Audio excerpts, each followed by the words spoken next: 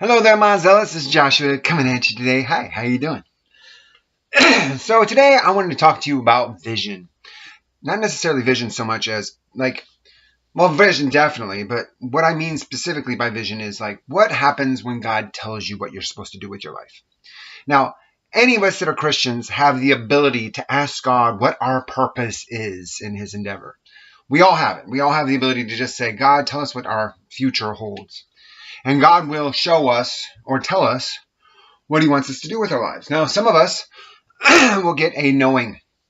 He will come to us and tell us directly, it's like, I want you to do this, that's, and the other thing. Or he'll give us a general idea of what we need to accomplish. And if we ask him, he'll get more and more specific in detail on what we should do on each and every step. However, there are some people that actually get visions of the future. And these people that get these visions of the future is generally in reference to what they have authority over, or what impacts them. Now, I'm going to tell you something that this is generally in your life, you cannot outrun the blessings. You can't, if God gives us free will. We can choose to either do God's will or not do God's will.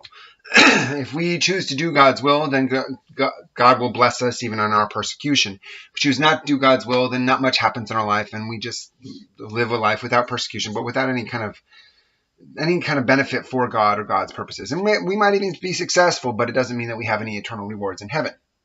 All right? So, when God gives us a vision, what should we do? Can we screw up a vision? God told Jonah to go to Nineveh and go preach the gospel to those people in Nineveh. And he was like, no, not going to happen. These people are evil. They deserve whatever punishment you're going to dole out. If you're telling me I have to go do this, I'm not going to go do it. You can't make me. And he's like, okay. And so he went the completely wrong direction. And God was like, I really want you to go to Nineveh. He's like, no, you can't make me. I'm like, yeah, I kind of can. I'm God. I can do what I want. So he went the complete wrong direction. And God sent a storm. And the storm was attacking the ship. And all the people were really worried about it. And he's like, no. See, God's trying to force me to go back and talk to these people. I don't want to go. So check it out. I'm going to jump overboard and kill myself. So that way you don't have to worry about it. You won't have to endure God's wrath. Because I'll have taken my own life. So he jumps overboard, and then the fish swallows him whole. 3 days later, he wakes up alive. And we know this is a resurrection because it's a prophecy concerning Jesus Christ, and how after 3 days in the belly of the beast, Jonah got raised from the dead. So Jesus Christ was in the belly of the earth for 3 days, and then he rose from the dead. It's the same kind of metaphor. So he rose from the dead, and he went and preached the gospel unto the heathens. Ironic, after Jesus Christ's ascension into the heavens, we went and taught the heathens. However, it's a nice kind of, what is it called? A nice reflection. It's almost like they're mirror images of each other, the situation.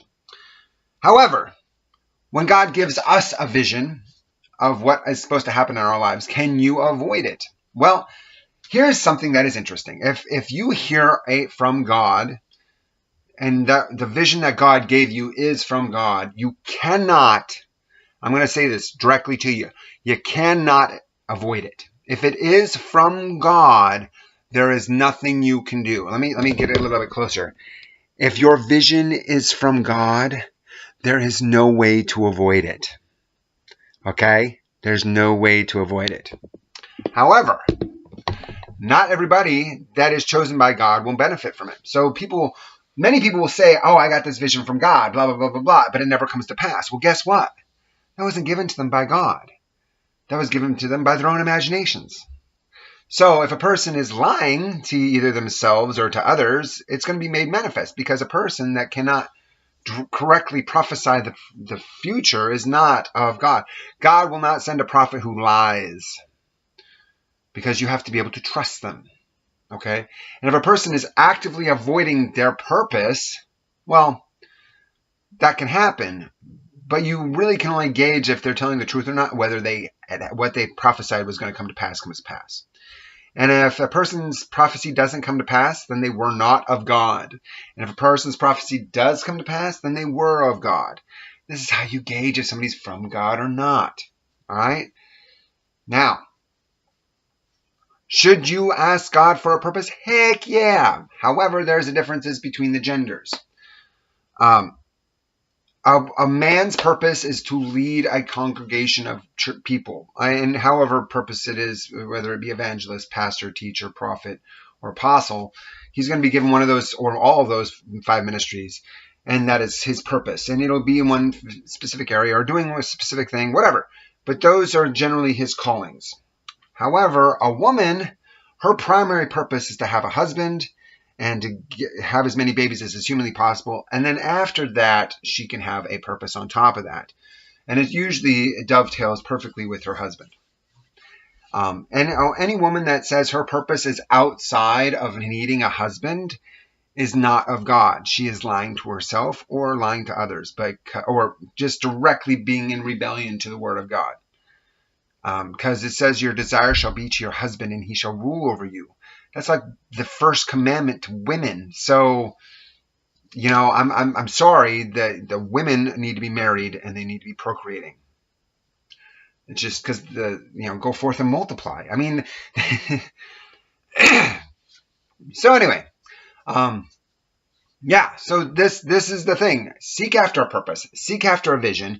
When you receive this vision, whether you follow after or not is irrelevant. Because if it is from God, you cannot escape it. And if it is not from God, it'll never come to pass.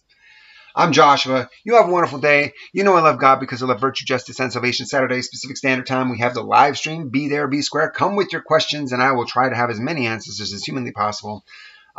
Leave a comment, subscribe, share, like. If you leave a comment and it's a good one, I'll try and make a video about it and post it on here so that anybody can see it, and post more questions and hopefully cascade effect. Anyway, you know I love you. You have a blessed day. Take it easy. Bye.